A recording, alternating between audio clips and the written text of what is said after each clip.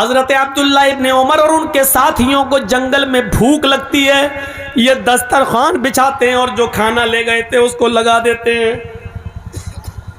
جنگل کے چرواہے پر نظر پڑتی ہے، اس کو بلاتے ہیں چرواہے ادھر آؤ، اے چرواہے ادھر آؤ۔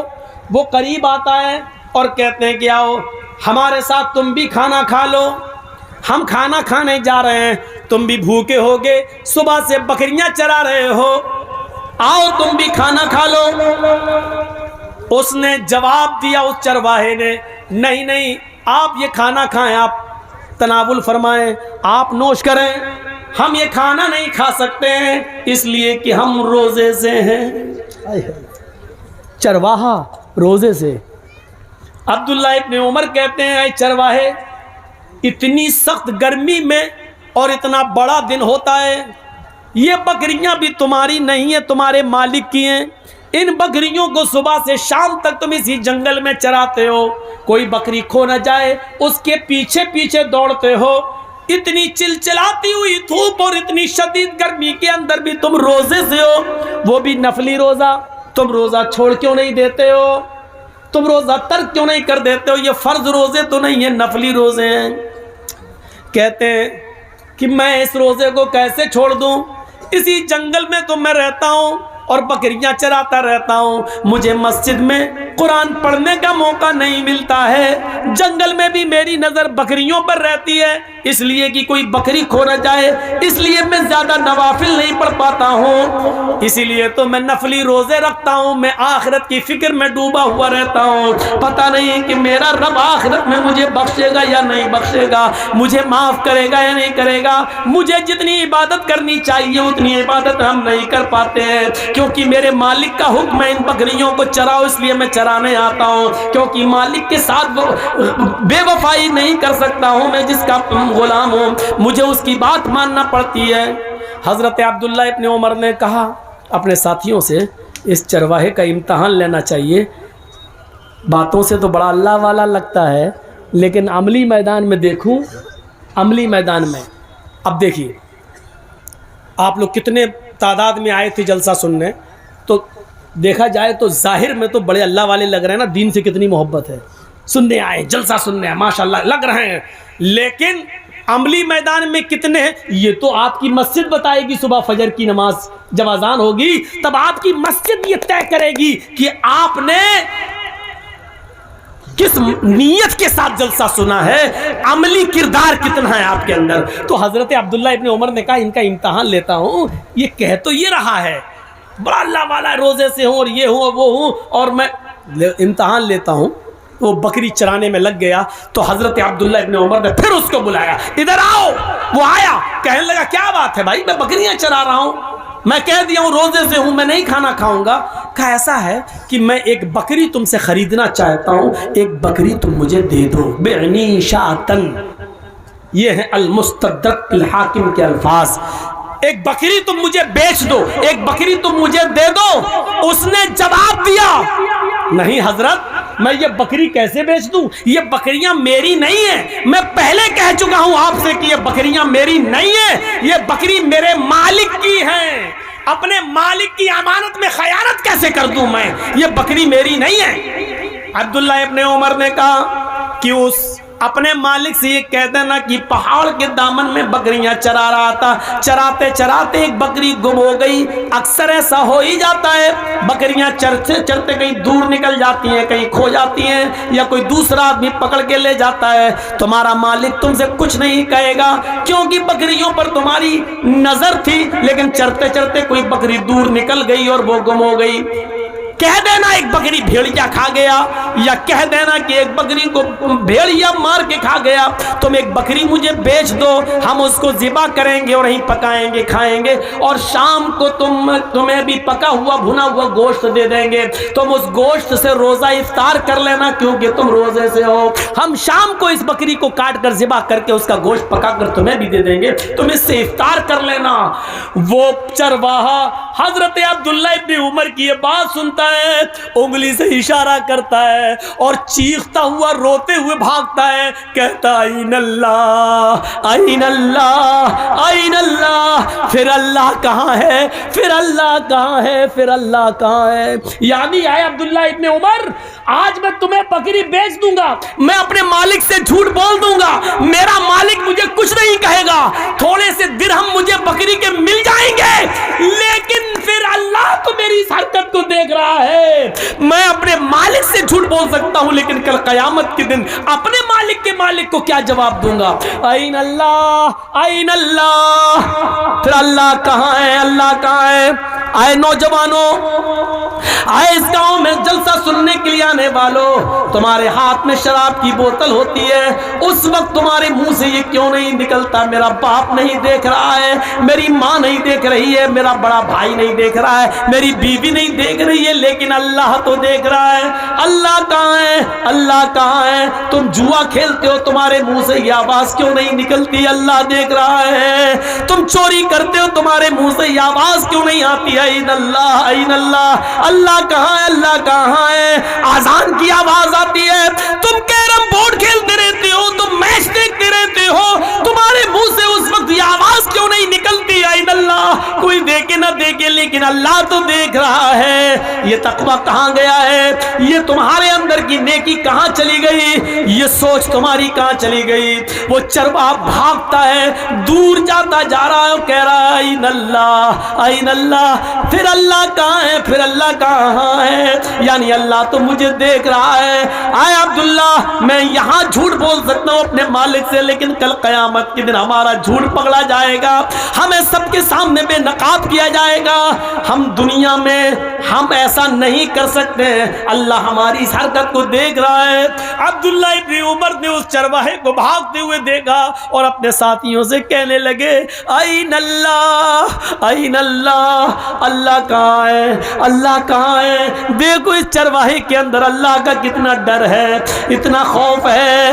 وہ اپنے گاؤں جاتے ہیں، عبداللہ ابن عمر لوٹ کر اپنے گھر جاتے ہیں اور دوسرے دن اس چرواہے کے مالک کے پاس جاتے ہیں اور کہتے ہیں مجھے یہ چرواہا بھی چاہیے اور جتنی بکریاں تمہاری ہیں وہ سب مجھے چاہیے، قیمت بتاؤ، قیمت بتاؤ۔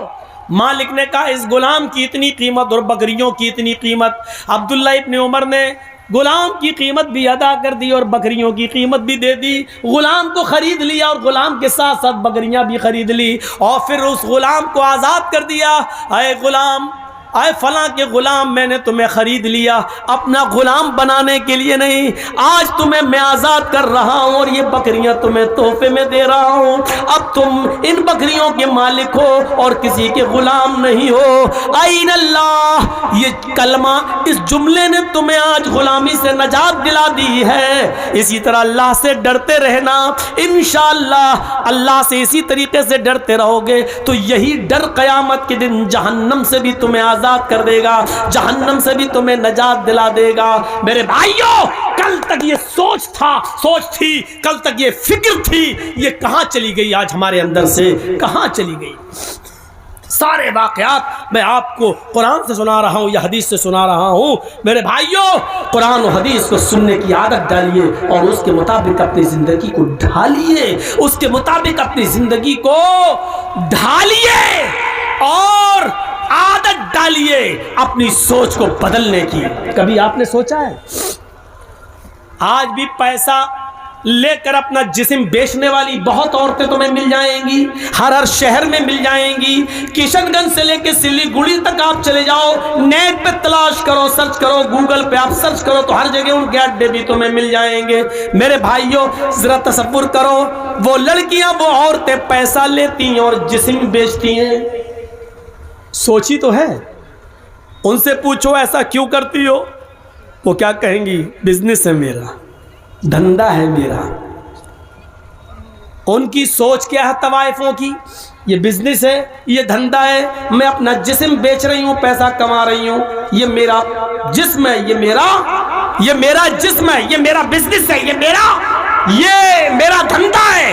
یہ ان کی سوچ ہے، لیکن ہم اور آپ اپنی بہنوں بیٹیوں سے یہ کام کیوں نہیں کراتے؟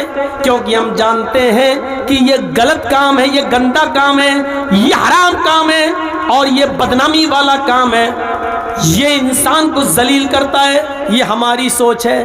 انسان دو ہیں، وہ بھی انسان، ہم بھی انسان۔ اس کی سوچ کیا ہے؟ وہ کہتی ہے یہ دھندا ہے، اور ہماری سوچ کیا ہے؟ ہم کہتے ہیں یہ غلط اور ناجائز اور حرام کام ہے جو ہم اپنی ماں بہن بیٹی سے نہیں کرا سکتے ہیں۔ غور کیجئے، دنیا میں انسان وہ بھی ہے، ہم بھی ہیں، اس کی سوچ وہ ہے، ہماری سوچ یہ ہے۔ جب اس دنیا میں ایک انسان کی دو سوچیں ہو سکتی ہیں تو اسی کو اللہ کہہ رہا اپنی سوچ کو قرآن و حدیث کے مطابق ڈھالو، اپنی سوچ کو اپنے حساب سے مت چلاؤ بلکہ قرآن و حدیث کے مطابق اپنی سوچ کو ڈھالو۔ اللہ کے رسول نے جن عورتوں کو ننگا کہا ہے وہ تمہارے فیشن کہہ دینے سے فیشن نہیں مانا جائے گا، وہ ننگی ہی رہیں گی۔ اللہ کے رسول نے جس شراب کو شراب اور حرام قرار دیا ہے اس شراب کو ہم دوا کا نام دے کر جائز نہیں کر سکتے ہیں۔ وہ شراب شراب رہے گی، وہ حرام حرام رہے گی۔ اس کو کوئی زبان میں اس کا نام دوا رکھ دو تو دوا رکھ دینے سے اس کی حیثیت نہیں بدل جائے گی۔ تو میرے پیارے ساتھیوں، اپنی سوچ کو بدلنے کی کوشش کرو، اپنی سوچ کو بدلو، اپنی زندگی کے اندر تقوی لاؤ، پرہیزگاری لاؤ۔ ذرا تصور کرو، ایک واقعہ سناتا ہوں حدیث کا۔ اللہ کے نبی فرماتے ہیں، چلیے آدھے لوگ تو جا چکے ہیں، آدھے رہ گئے ہیں، تھوڑا سا سنیے۔ ایک اور چیز ہم آپ کو سنانے جا رہے ہیں، بہت زبردست چیز ہے۔ اللہ کے نبی فرماتے ہیں کہ ایک ایسا زمانہ بھی تم اپنی آنکھوں سے دیکھو گے۔ اب سوچ دیکھیے، ایک ایسا زمانہ آئے گا کہ تم اپنی آنکھوں سے دیکھو گے، یصبح الرجل مومنا ویمسی کافرا ویمسی مومنا یصبح کافرا یبیع دینہ بعرض من الدنیا۔ بہت زبردست حدیث ہے۔ اس حدیث کو جس نے بھی سن لیا اپنی سوچ کو بدل لو، انشاءاللہ کامیاب۔ سنیے کیا ہے، تم دیکھو گے لوگوں کو قیامت سے پہلے ایک ایسا زمانہ آئے گا کہ تم دیکھو گے کہ ایک مسلمان یصبح الرجل مومنا، صبح جب وہ اٹھے گا تو مومن ہوگا، یمسی کافرا، شام ہوتے ہوتے کافر ہو جائے گا۔ لیجئے، کون آدمی؟ صبح اٹھو گے مومن پاؤ گے اس کو، اور شام ہونے سے پہلے پہلے وہ کافر ہو جائے گا۔ شام کو اس کو دیکھو گے وہ مومن ہوگا، لیکن صبح اٹھتے اٹھتے دیکھو گے کہ وہ کافر ہو جائے گا۔ دونوں باتیں کہہ دی۔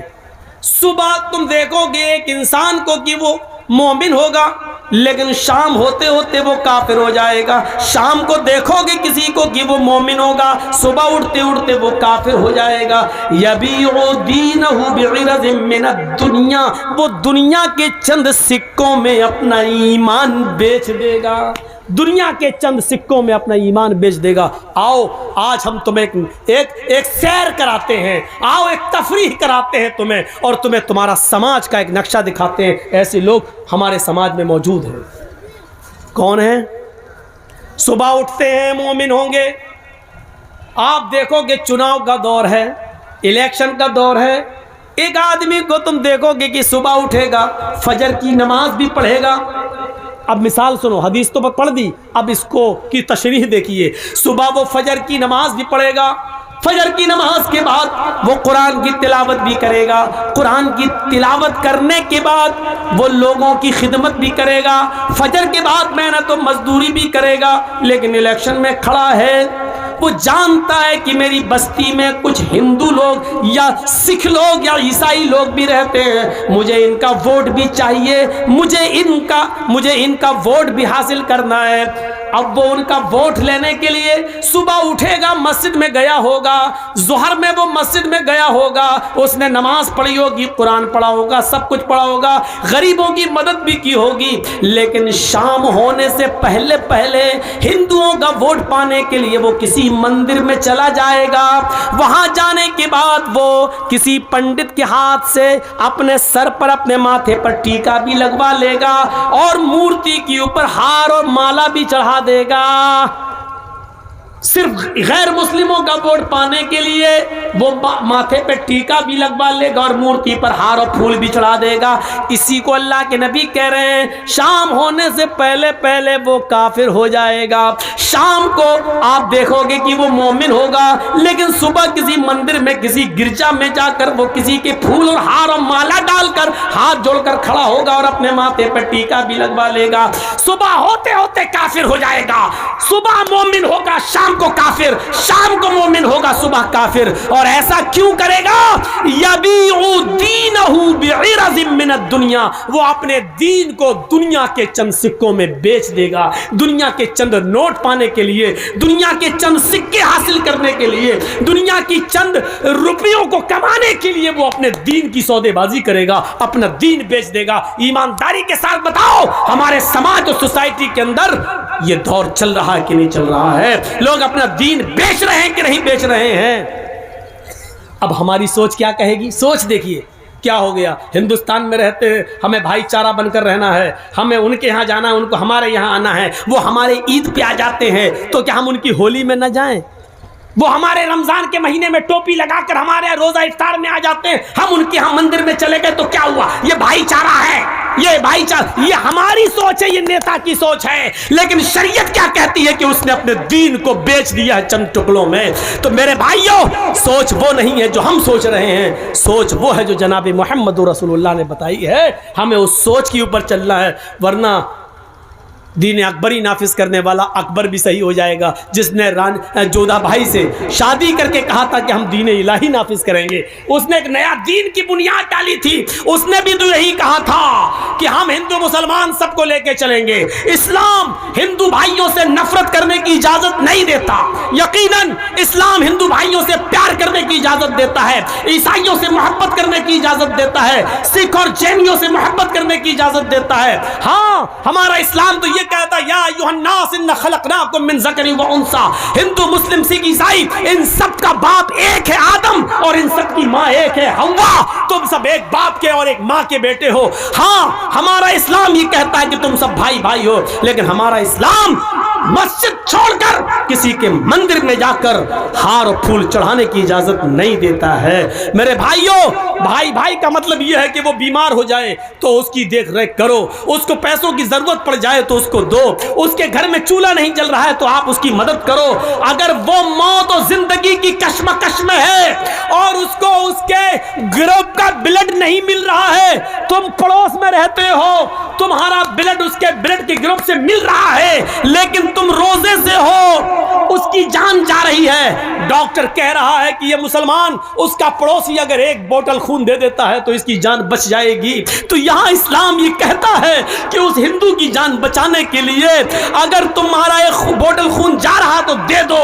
کہتا ہے روزے سے ہوں, تو اسلام کہتا ہے کہ تو اپنا روزہ توڑ دے, لیکن کسی کی جان اگر بچ رہی ہے تو ایک بوتل خون دے کر اس کی جان بچا لے. روزے کی قضا تیری بعد میں ہو جائے گی, اس کو بعد میں پورا کر لینا. اسلام اس بھائی چارے کی اجازت دیتا ہے, لیکن اسلام اس بات کی اجازت نہیں دیتا ہے کہ ہم دوسروں کے تیوہار میں جا کر رنگ پھینکیں یا ان کی پچکاریوں کی ہولی اپنے جسم پر برداشت کریں اور ان سے یہ کہیں کہ لو ہمارے بھی رنگ لگاؤ, ہم بھی تمہارے ساتھ ہیں. لو, وہ ہماری مسجد میں اگر نماز پڑھنے آ جائیں تو اس کا یہ مطلب نہیں کہ ہم بھی ان کے مندروں میں ہاتھ جوڑ کر کھڑے ہو جائیں ان کا ووٹ پانے کے لیے. اسلام اس بات کی اجازت ہمیں بالکل نہیں دیتا ہے. میرے بھائیوں, یہی ہمیں سوچ اپنے اندر پیدا کرنا ہے. اسی سوچ کو اگر ہم نے اپنی سوچ بنا لیا کہ اپنی سوچ قرآن و حدیث کے مطابق ڈھال لی, تو میرے بھائیوں اب دیکھیے سوچ ہے نا, آج پوری تقریر سوچ پر ہی ہو رہی نا.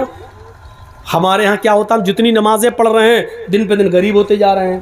مولانا صاحب یار آپ تو کہتے تھے اللہ والے بن جاؤ برکت ہوگی, ہم تو جتنی نماز پڑھ رہے ہیں روزہ رکھ رہے ہیں اللہ تعالیٰ ہمیں اتنا ہی آزما رہا ہے. ہمیں تو دیکھیے پہلے کتنا پیسہ تھا, پیسہ ہی نہیں ہے, میرا بچہ بیمار رہتا. یہ ہماری سوچ ہو گئی. ہم جتنی عبادت کر رہے ہیں ہمیں اتنی غریبی آ رہی ہے, یہ ہماری سوچ ہے.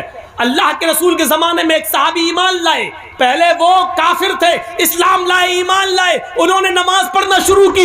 جب نماز پڑھنا شروع کی تو ان کو خوب برکتیں ہوئی, خوب مال و دولت ان کو ملنا شروع ہو گیا. وہ اللہ کے نبی کے پاس روتے ہوئے آئے. دیکھیے ان کی سوچ, ہماری سوچ دیکھیے اور ان کی سوچ دیکھیے. وہ کہتے ہیں اللہ کے رسول, کہا کیا ہوا؟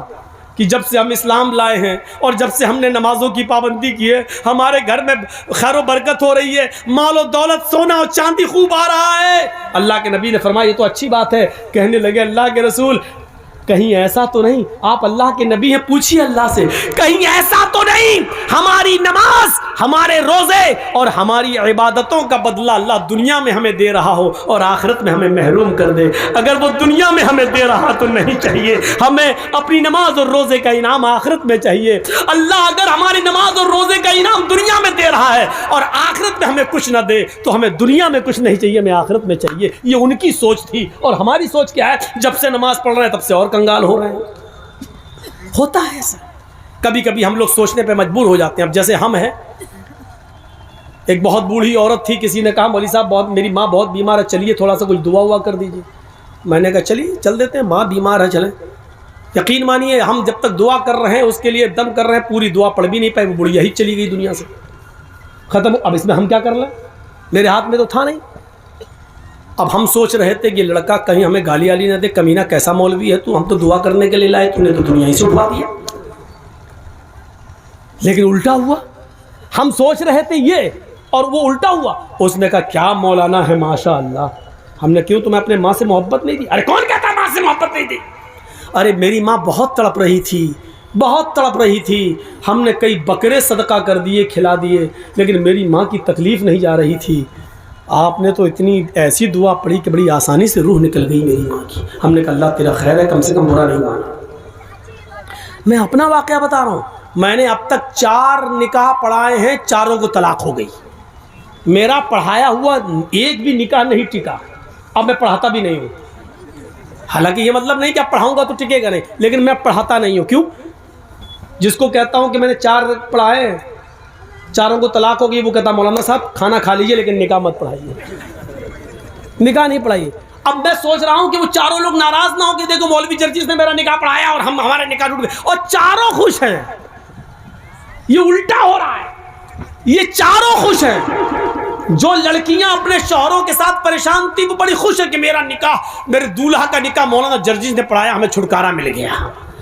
وہ اپنی سہیلیاں، جن کی سہیلیاں پریشان ہیں، وہ کہتی ہیں کاش تیرے دولہا کا نکاح مولانا جرجیس نے پڑھایا ہوتا تو بھی چھٹکارا پا گئی ہوتی۔ تو الٹا ہو رہا، ہم سوچ رہے ہیں کہ کبھی غلط نہ کہیں، لیکن بتتے کو لڑکے بھی خوش، لڑکیاں بھی خوش، بہت اچھا چھٹکارا مل گیا۔ تو کبھی کبھی ایسا ہوتا ہے، ضروری نہیں کہ ہم جو سوچیں وہی صحیح ہو۔ دیکھیے ایک آدمی لنگڑاتا ہوا آ رہا ہے، یہ مکھیا جی بیٹھے ہیں آپ کے، بڑے عزت دار آدمی ہیں آپ کے سماج کے، مان لو یہ ڈاکٹر ہیں اور ہم بھی ڈاکٹر ہیں۔ اب وہاں سے ایک آدمی لوٹ کے آ رہا، لنگڑاتا ہوا چلا آ رہا ہے۔ اب میں ڈاکٹر ہوں، مکھیا جی بھی ڈاکٹر ہیں۔ مکھیا جی نے کہا جرجی صاحب جی یہ اس آدمی کے پیر میں موچ آ گئی اس لیے لنگڑاتے ہوئے چل رہا ہے۔ میں ڈاکٹر ہوں، مجھے تجربہ ہے۔ میں نے کہا نہیں مکھیا جی آپ کا تجربہ غلط ہے، اس کے پیر میں موچ نہیں آئی ہے، اس کی ریڑھ کی ہڈی میں درد ہو رہا ہے اس لیے لنگڑاتا ہوا چل رہا ہے۔ مکھیا جی کی سوچ الگ، میری سوچ الگ، یہ بھی ڈاکٹر میں بھی ڈاکٹر۔ ہم نے کہا اچھا ٹھیک ہے مکھیا جی سنو، اگر اس کی ریڑھ کی ہڈی میں درد نہیں ہوا، پیر میں موچ ہی نکلی تو 1000 روپیہ میں دوں گا، اور اگر اس کے ریڑھ کی ہڈی میں درد ہوا جو میں نے کہا تو 1000 روپیہ آپ دیجیے گا۔ شرط لگ گئی، ٹھیک ہے۔ وہ آیا چلتا ہوا بالکل قریب آ گیا، ہم دونوں نے پوچھا بھائی پیر میں موچ آئی یا ریڑھ کی ہڈی میں درد؟ وہ کہتا کچھ نہیں، کچھ نہیں، نہ موچ نہ ریڑھ کی ہڈی میں درد۔ ابے پھر تو لنگڑا کے کیوں چل رہا تھا؟ اس نے کہا میری پیر کی چپل ٹوٹ گئی تھی اس لیے میں گھسٹ گھسٹ کے چل رہا تھا۔ اب دیکھیے دونوں کی سوچ الگ ہو گئی۔ مکھیا جی ڈاکٹر ہیں، کہہ رہے ہیں اس کے پیر میں موچ، جرجی صاحب ڈاکٹر ہیں، وہ کیا کہہ رہے ہیں؟ نہیں، اس کی ریڑھ کی ہڈی میں درد۔ دونوں کی سوچ غلط، ان کا تجربہ بھی فیل، میرا تجربہ بھی فیل۔ اس لنگڑے نے کیا خود آگے کیا کہہ دیا؟ نہ موچ نہ ریڑھ کی ہڈی میں درد۔ ابے پھر کیوں لنگڑا کے چل رہا تھا؟ ارے میری تو چپل ٹوٹ گئی تھی اس لیے گھسٹ گھسٹ کے چل رہا تھا۔ نکلا کیا؟ کھودا پہاڑ نکلی چوہیا، دونوں کے پیسے بچ گئے۔ تو کبھی کبھی سوچ ایسی بھی ہوتی ہے، سوچ، اسی لیے قرآن نے کہا ہے بنا تحقیق کیے ہوئے کبھی اپنی زبان سے کوئی لفظ مت بولو اذا جاکم فاسقم بنبأ، جب تمہارے درمیان کوئی سماج کا برا آدمی کوئی بری خبر لے کر آئے، کسی کے بارے میں کہے فلاں ایسا کر رہا تھا، تو ایک دم اس کی بات مت مان لو بلکہ تحقیق کر لو۔ آپ کو معلوم ہے امام اوزاعی رحمۃ اللہ علیہ بہت بڑے بزرگ گزرے ہیں، ذرا دیکھیے ان کے گھر میں ان کی بیوی سے ملنے کے لیے ان کے گاؤں کی ایک عورت آتی ہے اور صبح صبح دروازہ کھٹکھٹاتی ہے۔ امام اوزاعی رحمۃ اللہ علیہ فجر کی نماز کے بعد قرآن کی تلاوت کر رہے تھے چٹائی پر بیٹھ کر، انہوں نے دروازے پہ دیکھا کوئی آیا ہے، دروازہ کھولا تو سامنے گاؤں کی عورت کھڑی ہے، پوچھا کیسے آئی ہو بہن؟ اس نے جواب دیا آپ کی بیوی سے ملنا ہے۔ امام اوزاعی رحمۃ اللہ علیہ نے اپنی بیوی سے کہا کہ تم سے کوئی عورت ملنے آئی ہے تو مجھ سے ملو، میں اندر چلا جاتا ہوں۔ اب امام اوزاعی اندر چلے گئے اور جس چٹائی پر قرآن پڑھ رہے تھے اس چٹائی پر ان کی بیوی نے اس گاؤں کی عورت کو بٹھا دیا، آؤ بیٹھو۔ وہ عورت جیسے ہی جو گاؤں کی ملنے آئی تھی جیسی بیٹھی چٹائی پر، اس کے پیچھے سے جو شلوار یہ جو تھمس ہوتے ہیں ہپ کا حصہ یہ پورا بھیگ گیا، جیسی بیٹھی وہ پوری شلوار پورا کپڑا اس کے جسم سے چپک گیا، بھیگ گئی وہ۔ اس نے نظر دوڑائی تو امام اوزاعی کا 3 سال کا بچہ کپڑے اتارے ہوئے ننگا وہیں پر کھیل رہا تھا۔ اس عورت نے کیا سمجھا کہ ابھی اس بچے نے یہاں پیشاب کر دیا ہے۔ دیکھیے بچہ ننگا ہو، کپڑا نہ ہو اور یہ بیٹھی ہو پورا بھیگ گئی، تو اس نے کیا کہا امام اوزاعی کی بیوی سے تمہیں شرم نہیں آتی؟ تم نے مجھے اس چٹائی پہ بٹھا دیا جہاں تمہارے بچے نے پیشاب کیا ہے، دیکھیے پیشاب پورا میرے کپڑے میں بھر گیا، اب جا کر میں نہاؤں اور کپڑا دھلوں؟ بچہ 3 سال کا ہے، اب تو اس کا پیشاب بھی پاک نہیں رہا کہ چھینٹا مار کے پاک ہو جائے، اب تو دھلنا پڑے گا سردیوں کے ان دنوں میں، چٹائی پہ بٹھا دیا۔ امام اوزاعی کی بیوی کیا کہتی ہیں؟ دیکھیے سوچ، دیکھیے اس عورت کی سوچ کیا تھی کہ اس پہ پیشاب ہے۔ امام اوزاعی کی بیوی کہتی ہیں پیشاب نہیں ہے میری بہن، تم شوق سے اس پر بیٹھی رہو، تمہیں ڈرنے کی کوئی ضرورت نہیں۔ وہ کہتی ہے کہ میں کیسے مان لوں یہ پیشاب نہیں ہے؟ کوئی لوٹا نہیں رکھا، پانی کا کوئی جگ نہیں ہے، کوئی گلاس نہیں ہے کہ یہاں پانی گرا ہوا ہو، یہ بچہ آپ کے کپڑے اتارے ہوئے ہے، مجھے تو یہی اندیشہ کہ اس بچے کا پیشاب ہوگا۔ امام اوزاعی کی بیوی کہتی ہیں کہ یہ میں آپ کو ضمانت دیتی ہوں کہ یہ پیشاب نہیں ہے، بچے نے پیشاب نہیں کیا ہے، لیکن بچے کا کپڑا اتارا، اس نے نالی میں پیشاب کیا، یہاں نہیں کیا ہے، تم بے فکر رہو۔